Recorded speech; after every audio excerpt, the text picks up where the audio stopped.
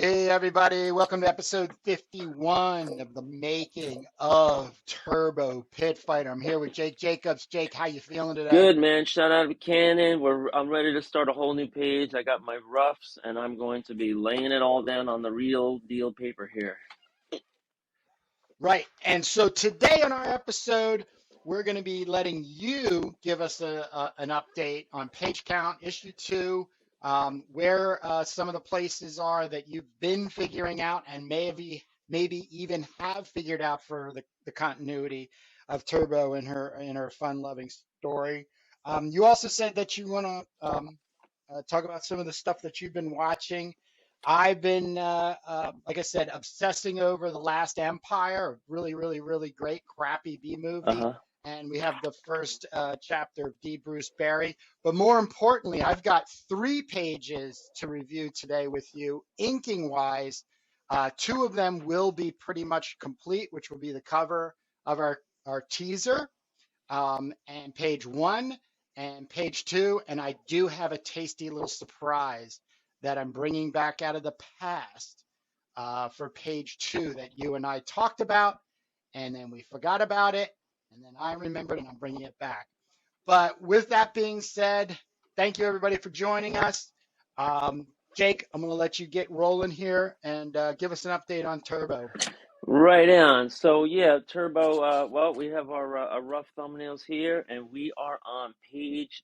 We're starting page 14. We just finished this page here, where Turbo clocks the crap out of the last pursuer. We've been working on the action sequence for a long time, where they've been chased by these motorcycle riding berserkers. So now we're going to give the crew a respite, and they're going to they're kind of gather up their stuff. She's going to pull the arrow out of her leg. They're going to run over the remaining people who are still on the ground alive. So Trophy Girl is going to take the van and run them over to finish them off. Then they're going to, you see here, Turbo is going to be looking in the spy glasses. These are just, this whole thing is just a scrap paper. So this is just rough breakdowns. This is how the process works. They're going to be looking down the hill, and they're going to be coasting all the way downhill for a while, which we're going to mention. But Trophy, who's at the wheel because the gopher has been damaged, is noticing that Turbo's bleeding out of her arrow wound, and this is going to transition us back into young Turbo when she's first greeted at the orphanage by Sister Ray, and that's going to bring us into a whole flashback sequence, which is going to be many pages and have a climactic climax. And I know that's redundant, but that's our Turbo catch up. I'm going to be using this faster process that I have now of blue lining my pencils before I black line them. So I have my this and I have my this, and this seems to be a much better way of doing this, because you can make a lot of mistakes on blue pencil. Don't even have to erase them. Go over it with the black pencil, and then you have your darker stuff that picks up on a scan that can be handed off to the inker, without too much muss and fuss. Sometimes I do erase, but it depends. You don't have to. If you have the blue lines underneath, who cares? So that's my big catch up on Turbo, where we're at in terms of the story. The flashback sequence is going to be a really good setup of the story and the world that Turbo is living in when she's young, and it transitions us from issue 1, which you're completing, into older Turbo times, where the world has gone downhill, and pit fights are the big thing. So that's pretty. It's how to sustain everybody, right? That's the sustainability Yeah, well, it of just kind Turbo's of like the world. glue in the society, the pit fights, and Yeah. it's also a way to earn currency. Either the people who participate in the pit fights, the fighters, you can win, and you could get some radioactive currency, or you can bet. And so you would assume that there's winners and losers there, but there's there's betting, and then of course, there's a lot of crime and violence, not just in the pit fights, but in the stands. In a lot of these pit fights, where I think pretty much every pit fight that we're going to show breaks down into just like massacres and and violence in the stands. So I'm not sure what our message is there, but we will imply, or we will mention or reference, that not all pit fights are like that, but certainly the ones that Turbo and Trophy are finding themselves in, because that just makes it cooler, I think. And these are some giveaways, these are some spoilers if you're listening to this, Insider but information. we assume that this is the Exactly. process.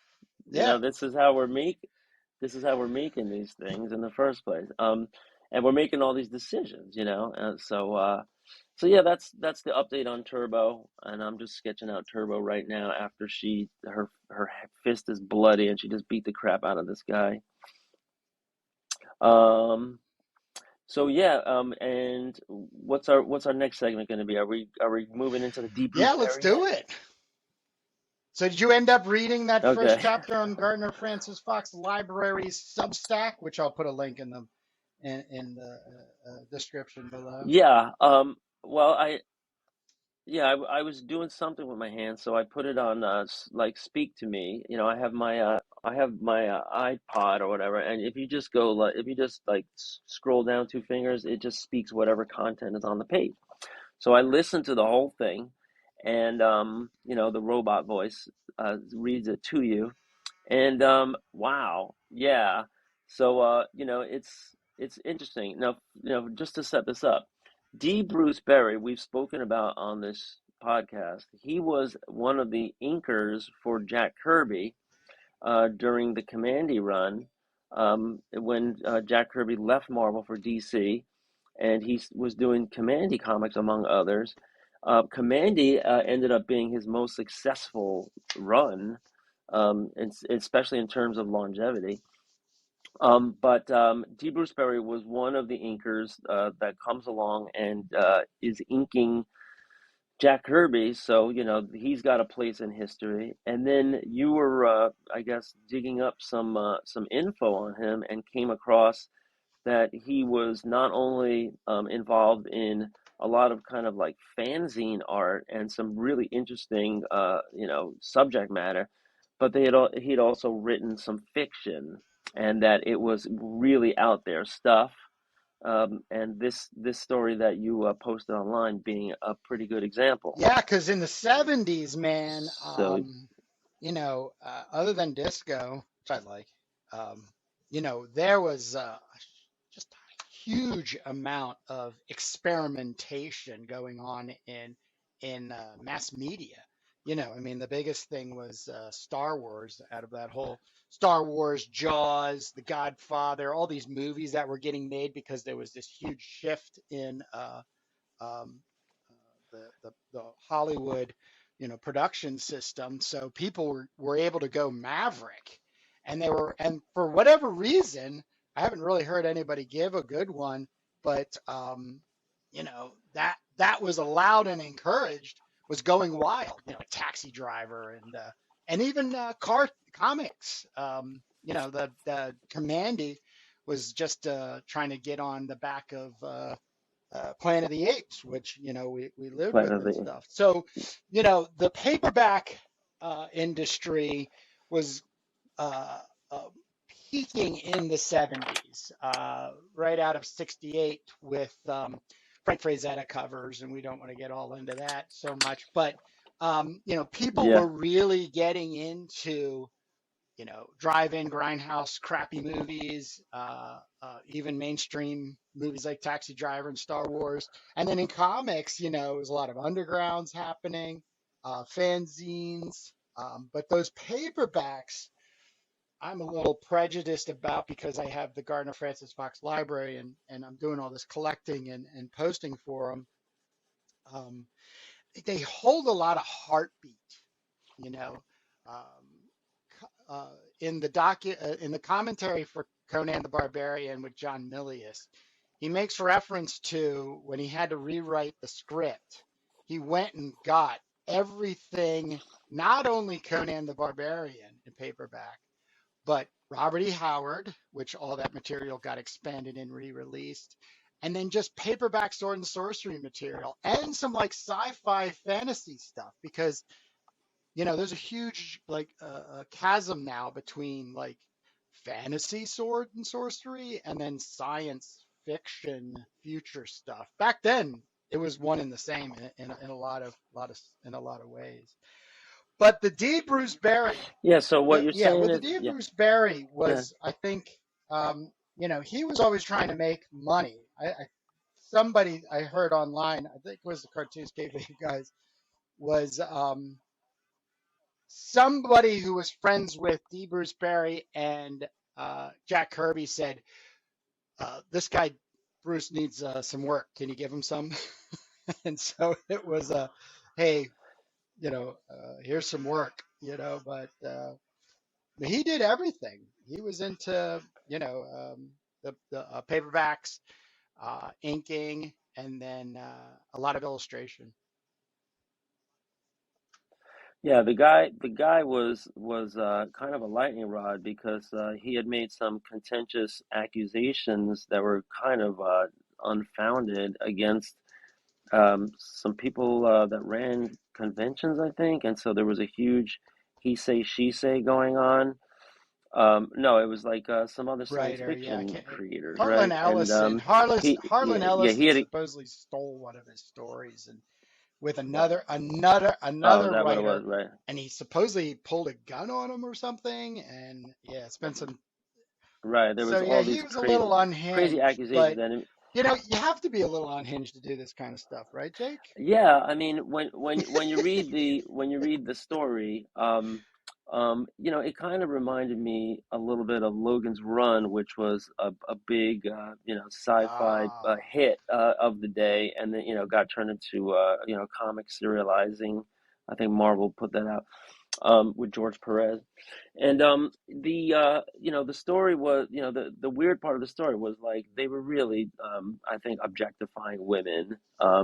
And it was built into the story that they were they were pursuing like this sexual sensation as they would be killing themselves. Is that right? yeah. Right. So they were going out with a bang.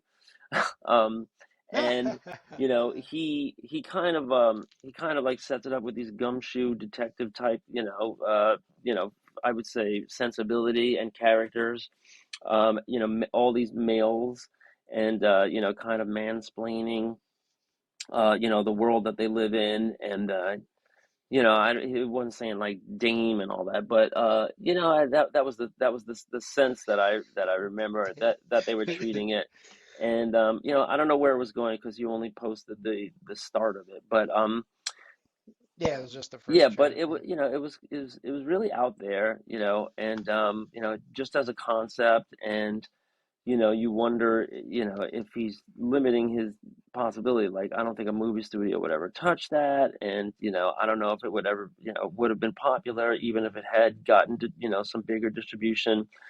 But it is a nice look into the mind of D. Bruce Berry, this Uh, troubled, talented guy, that made a lot of enemies, in the science fiction world, and but he did stick around for a while in the creative side, and he had the distinction of being one of Jack Kirby's inkers, at least for a while on Commandy. So I don't know. yeah, but What he wrote Genetic Bomb. He was ghosted by or Andrew Offset um, is really the probably driving force for actually doing the physical work because he is he's one of the biggest in exploitation, sexploitation paperbacks of the 70s. A lot of Conan the Barbarian Oh, he so wrote. was this a co-writer with D. Bruce Berry? It was a co-write. Yeah, Andrew Offset was Okay. a co-writer. So, but knowing how prolific I think it was one of those things where maybe there was some mercy being shown uh, to D. Bruce Barry, once again, because he needed some money and something to do and keep him off the streets, that, they got together and probably drank and smoked Yeah. and came up with this thing and started writing and kicking it back and forth. Because one of the really interesting things, and we definitely don't have this anymore that I'm aware of, um, uh, there was a fluidity in publishing paperbacks where if the editor and the publisher were like, yeah, this is a hot topic, and you submit a manuscript, they buy it right then and there. And they were paying good money. Yeah. Like Gardner F. Fox, from like when he left DC in 1968, wrote no less than 12 paperbacks for the rest of his life till Uh-huh.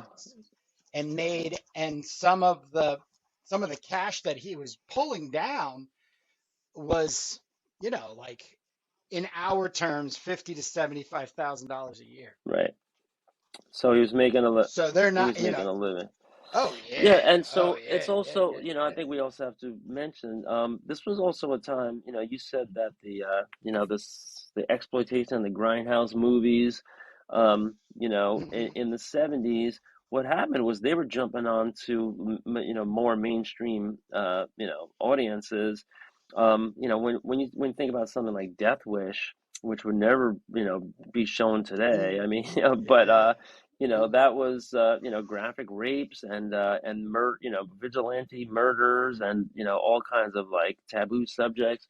That was just like a Tuesday, in 1970. Par for the Yeah, and course. and it was because a lot of this stuff was making some bank in the grindhouse circuit, and the big studios were looking to cash in, and I think with the advent of like adult movies, and being in all those like peep show places, I think the society had gotten a lot more liberal on what's allowable, as long as it's rated R or rated X, and the wrong people don't, and kids don't end up seeing it, that it had its place. So maybe D. Bruce Barry saw himself, somewhere in there, in the book realm, writing about this subject where these women just were committing suicide, I think it was, right?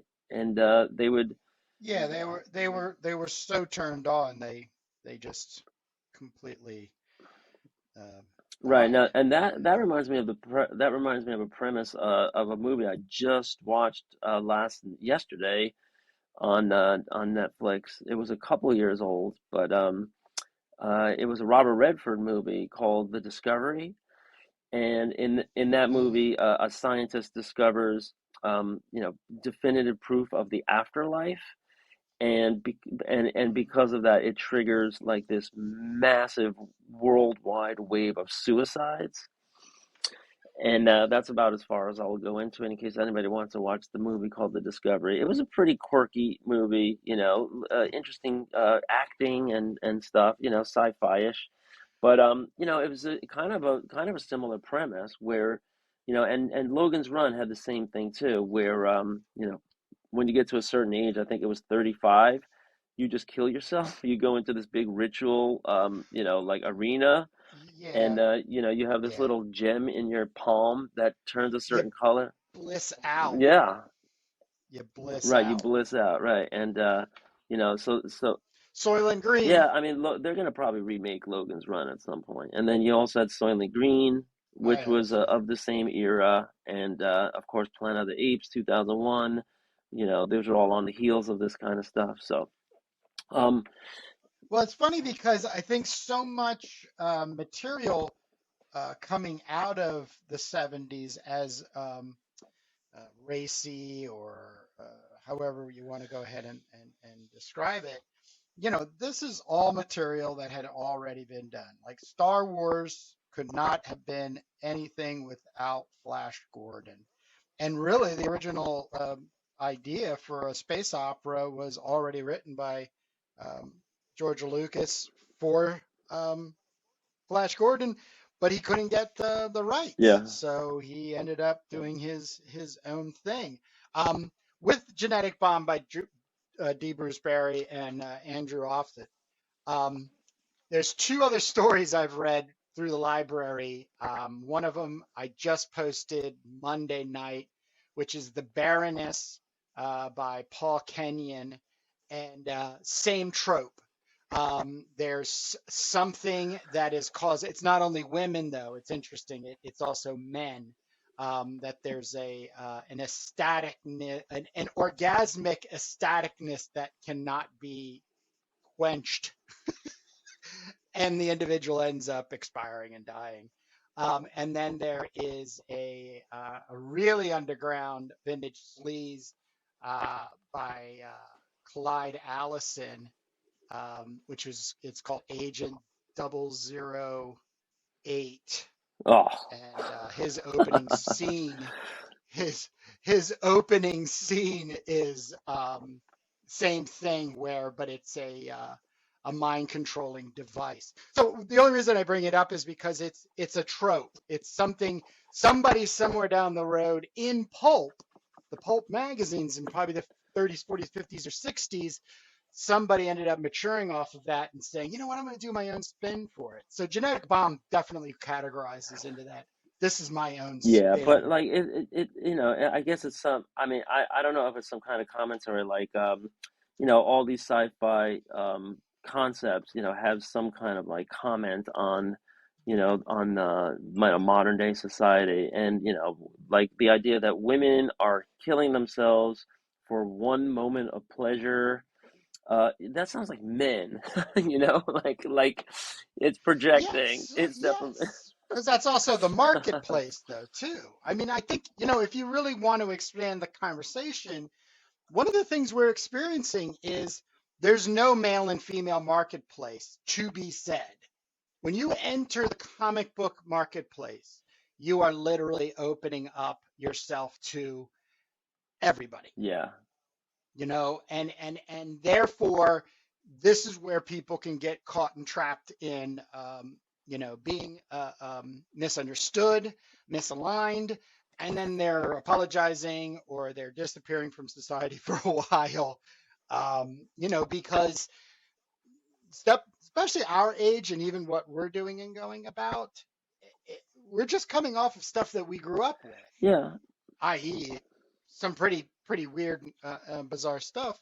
But at the same time, we're just thinking there's other people, because you and I pretty much grew up with the same stuff, that would enjoy you and I's version of it too. Yeah. So it's kind of tough. It's kind of tough now. Well, let's hit our next segment so we don't dwell too long. What's our Well, next? the whole thing was like, I was going on in the last episode that I didn't have any time, and I wanted to talk about my new Yeah. obsession, B movie Yeah. wise, The Lost Okay. Empire. Jim Wynorski is the director. I think he might have even been the writer. 1984, I think. Yeah, That's late in the 1984 this game. came out. Oh my God, it's so good. It reads like a comic, but get ready. Get ready, Okay. Jake. Raven Delacroix is one of the three like super agent Uh-huh. women. And she starred in what movie? I don't remember, but the name sounds. It's all right. It's all right because we're working on it. Oh, Up she was okay. with our mate man. Yep, yep, yep. So So you cross-referencing, and it's so Raven well. This was what I was. to a Russ Meyer movie. Yeah, this is what I was.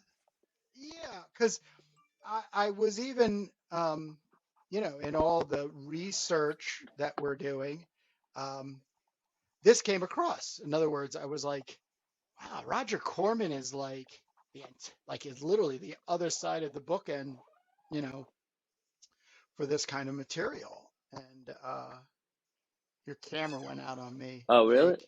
You Yeah, still there? it's I see it like it's giving me Yeah. like a 99% little bar in there. So I think All if right.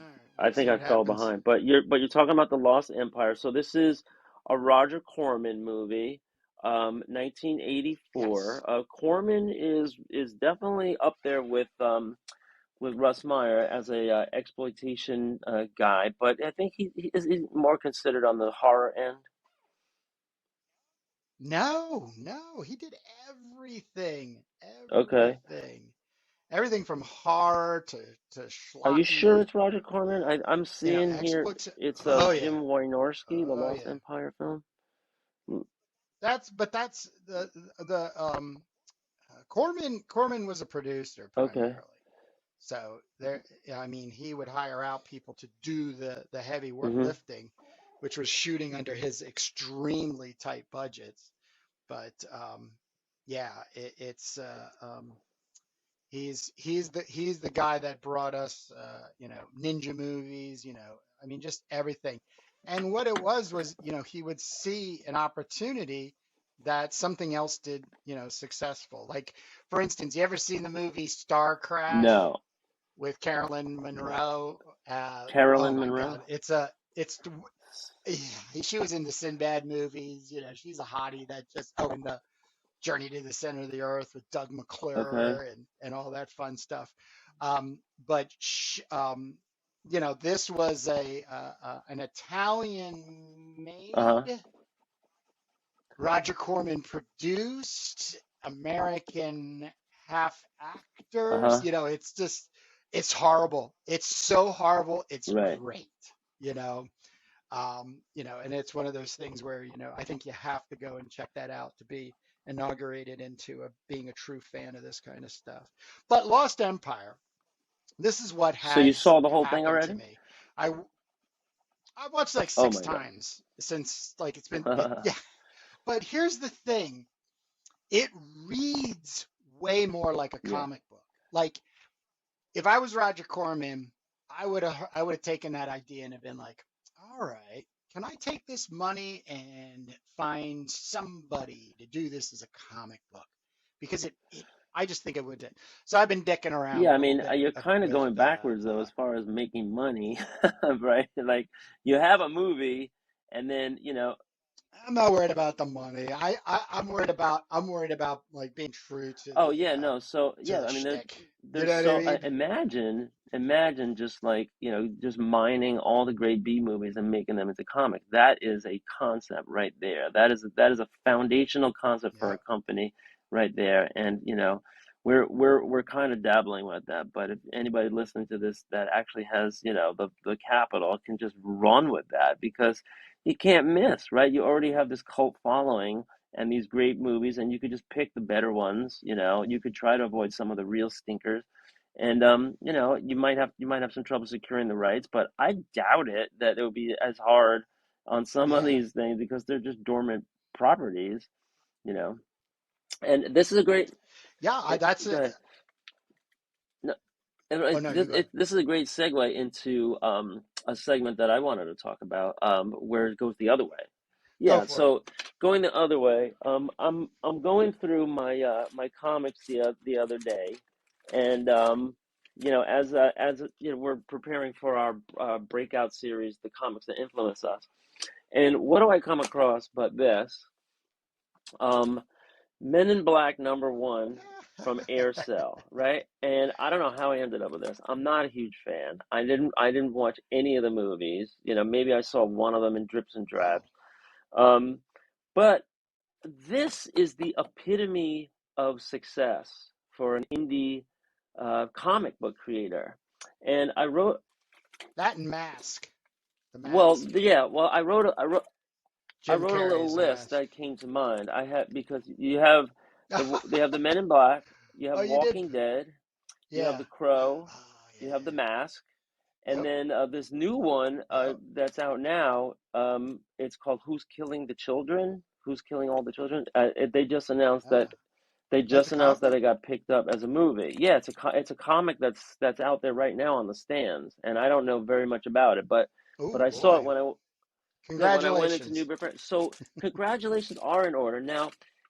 just looking up what happened with this Men in Black guy, because we've spoken about The Crow before. We're big fans of James O'Barr and The Crow and all that. So Huge here's what fans. happened. The Men in Huge Black was an fans. indie comic. Aircel, right? I have a whole stack of Aircel, and I'm looking at them all differently. This was a very small indie comic company that put a lot of interesting stuff out. Some of it was mature, some of it was graphic, some of it is like, just, indie stuff. And this comic came out in 1990. They put out 3 issues, right? Now, we could be talking about Kyra. We could be talking about any indie comic that put out a couple of issues, and then they went out. But what happens with this story is that somebody at Sony found the Men in Black comic, looked at the concepts, and they optioned it off the creator, who's a guy by the name of Lowell Cunningham, and they paid him the low 6 figures. Right? Does that sound familiar with the Crow story? They paid him the low 6 figures for the option to make the movie based on his character, his title, his stories, his ideas, all that. Lowell Cunningham told one of these comic industry reporters that he lived off that low 6 figures payout for 5 years. That's how low his expenses were. And finally, the Men in Black movie comes out in 1997, starring what's his name, James Earl Jones, and no, No, who's the guy with the 3 names? no. James Earl Ray? No, I'm screwing this up. I know Will Smith, and help me out here. What's it? Tommy Lee, Tommy Lee Tommy Lee Jones, right? Jones. Thank you. It was a Oh, massive I'm hit. It sorry. was a I'm massive sorry. hit and made lots of Oh, millions, easily in the tens of millions of dollars of profit for the studio, for the company. They were off on franchising. You have toys and you have all this other stuff now. They had another sequel to that, and then another sequel to that, which featured the Thor guy. Can't remember. Oh, Hemsworth, right? Chris Hemsworth, and also a couple of these Marvel Universe actors, Chris Hemsworth and the woman who played Valkyrie. So Men in Black, is a huge studio franchise, and it started out with a tiny independent comic. We could tell the similar story of The Walking Dead, The Crow, Who's Killing, The Mask. Men in Black did come out again as a comic, and that's the interesting thing. Once these guys get their payout, are they going to be like James O'Barr, who's sitting on an airplane on the way to the San Diego Comic Con, pouring his heart out to the guy sitting next to him about how he got exploited and he got a bad deal and he got ripped off? I mean, I don't think so. I think it's a success story. I think this is as good as it gets, for indie artists, I right? agree. Because they still have the right. Like in the case of some of these other comics, you still have the right to put out your own comic. And in the comic realm, you have a great tie-in now, right? Well, it's just like books. It's like books. The whole idea. I just saw an interview with a writer. I can't remember what he wrote. But It got turned into a gosh movie. darn it, it was some series that they just did. Uh, yeah, yeah, or no, it maybe Okay, even a TV series. No, it was a movie. okay. The Gray, I think, The Gray Man, whoever wrote that. So, anyways, he was being interviewed, and the part of that interview had gotten right into the space that you're at right now. And he shrugs and he goes, "Yeah, there's a good payout right initially." He goes, "But what I'm hoping is that the movie is so good, it basically sells me books for the rest Right. of my That's what I life." said. You got a And that's great the same thing going tie-in, back to and you have an opportunity to make more books. Why yeah, doesn't that guy yeah. use those characters? So to think that a comic book writer and artist gets to tap into the studio's profits for a movie is a bit Well, ridiculous look in at in in look in in a economical business look at practice. But to hold on to the rights to be able to still create on that character and the story platform and blah blah blah blah blah blah, it's yeah. all exponential. think It's about it at a higher all level, right? gravy and Because, cream. you're talking about, we're talking about indie comics, which is like, guys in their basement, that like to draw for the love of it. And, they might not ever have any expectation of making any money. What about at a higher level, right? The Game of Thrones. What about Harry Potter? Right? Those are big established authors, millionaires, before the movie comes out, multimillionaires before the movie comes out. Then the movie comes out and it becomes a hit, and Hollywood has this thirst, right? And they want more and more. So now they make a movie Yeah, for every freaking book, or in the case of Game of Thrones, those are like, miniseries. And they cover all the yeah, material, right? And now they want more. And these authors are like, it sure. doesn't work like that. You need the inspiration and then you write the book. But Hollywood is like, no, it's the other way around. Right? Give us a new Yeah, book. Give us, and yeah, just make it a screenplay. Cut out the middleman. I mean, that's yeah. the insatiable, thirst and the insatiable appetite, and then it becomes Appetite. like, are you writing because you have great ideas and you want to continue the lives of these characters and characterization and blah blah blah, or is it just like, no, there's a lot of money to be made? I mean, J.K. Rowling is the richest creative in Britain, in the UK, more money than Paul McCartney. Mm-hmm, So there's just so mm-hmm. much, at the And Phil and Phil Collins. Collins, right? Well, I think Phil Collins got knocked off a while ago, um, but the Yeah, I point know. being, and so all I'm trying to say is that, for indie comic creators, that's the holy grail, right? And I just wanted to mention that because, Right. we're making something. Sure, we'd love for it to be a movie, but first we have to do it, right? And we have to really flesh it out, right? We have to come out. I think the graphic novel would have to be out before anybody took it seriously. So, and then, Yeah. there's a So yeah, with that being said, I want to jump in because we got about less than 10 minutes to go. But I want to plug what we're actually working on, which is I'm working on inking this here page one. um, Yeah. teaser. But here's the thing, Jake. This is what I alluded to in the beginning. You and I had talked about a guy named the Duke. I remember Yeah. this. I think it was like episode like 2 or 3. I had made a suggestion of like finding a We got to go character, back and and I plant the had Duke. done this Yeah. doodle. Yeah, we got to plan him in, and I had said, why not put him on posters in the Pit Fight Um, Arena? wasn't that So me? Okay. Doesn't matter. this is yeah. Well, no, we were just talking about it. You got to go back Yeah, and we look can at put them the on the t-shirts. We episodes. can put them on all Um, kinds of stuff, right? Yeah, but here you go. So this is page 2, all right, which is pretty far along. This is just a printout though, because I have did some photoshopping, then some printing out. This is the doodle of the Duke that you sent me. I grabbed it, put it in Photoshop, layered it, then printed it out 8.5 by 11. I've got it taped down here, and now I'm going to trace off with some nice trace graphite paper, um, this here Duke to be on the wall. But he's And on the wall in the basically, pit. it's going to be up. Yeah, he's in the pit. This is way in the top hand corner. I was even thinking maybe down here, but I'm not going to rush it. We're going to see what has happened, what would happen. So, but just to finish off, you'll be getting page 2, page 1, excuse me, well, the cover to our teaser, which I am completed. And as people were watching me work, I did some of that fun liquid Uh-huh. masking, and then some of the water soluble graphite to kind of create a layer there. And then page the cover and the page 1 in my book are 100% complete. I will say 99 because I know you're going to come back with a couple of like, hey, can we do this? And hey, we can do that. And of course, we're gonna entertain you as well.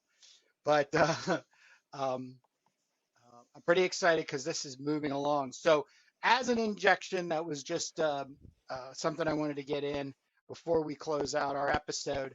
Um, but this is exciting. Yeah, absolutely.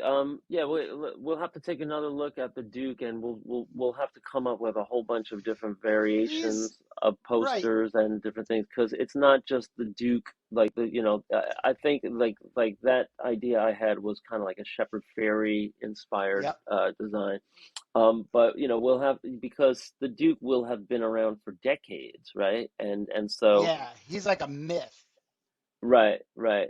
And yeah, and so that could be very interesting as to, like, the backstory on that, popping up in later issues, but we definitely need to plant it now. Um, and yeah, definitely. So maybe we'll just kind of like finalize some of those designs, come up with some more applications for it, and we could plant it a lot of different places. The Duke, just so we're remembering this right, will be like a famous pit fighter that had a big glorious career, and Yep. became like the LeBron James of pit fighting, and became maybe like a cult figure.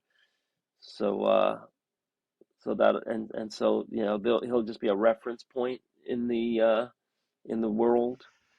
Yeah. I was making suggestions of just using something like this as to help us uh, keep gauging the the the the the time and the place that we're in. It's just an element instead of doing the old school, um, you know, here in 19, our heroes. Instead of explaining it, let's have some Yeah. elements that are really helping us along and the reader, obviously, to get a real deeper uh, feeling Oh for yeah, we're going deep. We're the putting all kinds of stuff into this. We're really trying to think about, I'm not just trying to think about, the Turbo era. I'm trying to think about the era before Turbo and how things got that way, because it's easy for somebody to just like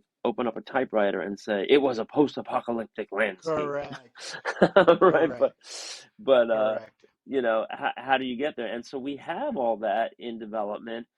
There will be a prequel at some point, God willing, and a lot of that stuff is going to come out. It's all just being kind of like written and drafted and fleshed out now in the Elevena storyline. But Elevena will be a character in this series, and I think I decided that she'll just be right around her late 40s now. And we should be able to actually give the year that Turbo is happening in our fictional world, because there's going to be such a timeline, counting up from the year 2222, as kind of like a pivotal moment in history. And so this will be like maybe 40 years after that. Wait, 40? No, yeah, like 20 years after that. So this will be like 2240. This will be like the 2240s that all this is happening Yeah, in you're our making reference to Elevena, yeah, yeah, definitely. And so which we're working and on. We're but working that on but that the helps, because outside. yeah, so maybe we could build in the Duke and the beginning of the pit fight, era, and and how they got to be so big, why they ended up being, the glue to the society, that had crumbled. And we're going to have a whole storyline about how society crumbled and all that great stuff. So Here's the big reveal. You ready? yeah. Yeah, now that is, to me, that is fighting. To me, that's fighting the foreground stuff. But ready? Are you ready for this? Yeah, It is on trace transfer paper. right. So I would So, I would definitely like kick and that now way I'm going to back. ghost it. It's going to ghost it down. Ghost like Swayze, right? So There you go. ghosting it down. It There also you might go. be it also might be a little big, but I like the idea of putting it there. I would just, maybe fine tune a little because Oh yeah. the way you placed it looks like it's really fighting the other elements there. Yep. It'll be I would probably even move it over so that it's cut off, like and over on here. yeah, and then make it tattered, just like barely Oh, I'm gonna. recognizable. Yep, I'm But definitely but gonna yeah, do but that. we're definitely on the right track. Definitely on the right track. Yeah. Yeah. Yeah, So a little so technical thing. So yeah, here we are at 45 minutes. Perfect timing. I am, just to give a recap here, on page 2 of Turbo Pit Fighter issue 1, which is 28 pages plus a cover and other fun-filled elements. We're coming back to the original, these first 6 pages plus the cover to put a teaser together. So more information on that and some breakout treatments. Jake, what do you got for these good people so we can let them go? yeah, just finishing up. Well, I finished. Can you Um, drop your board down and show us the top of that? yeah, Yeah. just Move kind it of over a little laying bit out. to your right. Yeah. Just laying, yeah, just Sweet. blue lining, panel 1 on page 14, and Turbo, they're just going to be catching their breath here. She's still got an arrow stuck in her leg, so we got a Mm-hmm. lot going on, and then we're going to set up the next part of the story. They're in old Turbo time. They're going to be headed to go find Mr. Ike, the inventor tinkerer guy, and then in the flashback, they're going to be having tons of great adventures. We're going to see the siege of the orphanage. We're going to see Turbo in action when she's rescuing Sister Ray. Sister Ray's huge dying scene.